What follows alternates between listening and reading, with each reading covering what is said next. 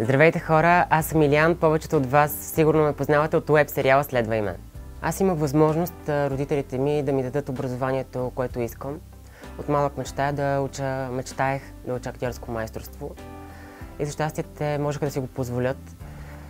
В последната година обаче от моето образование изгубих баща си и успях да видя другата страна на това да искаш да учиш едно нещо, да го работиш и да се чудиш дали ще можеш да го завършиш. Затова до малка степен може би знам какво изпитват децата, които са изгубили родител и нямат възможност да следват мечтите си. Тази година имам невероятната възможност да бъда част от тази благотворителна инициатива. Както знаете, ще се постараем да съберем пари за деца в неравностойно положение, за да осигурим тяхното бъдещо образование във ВУЗ.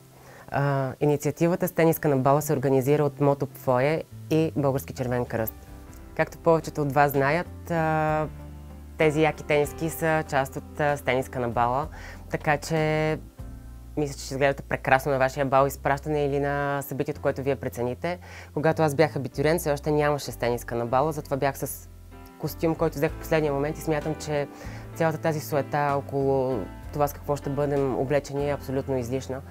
И може би вътрешната красота, която ще получим от това, че сме помогнали на някой, е много повече от това дали сме с скъп костюм или с скъпа рокля.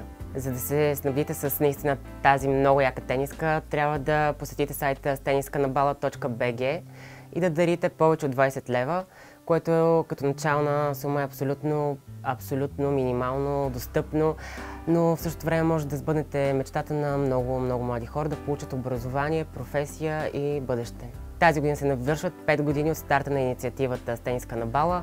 Това е нашата 5-та година, така че вярвам, че може да направим нещо много по-добро от предходните години и да помогнем на много повече хора.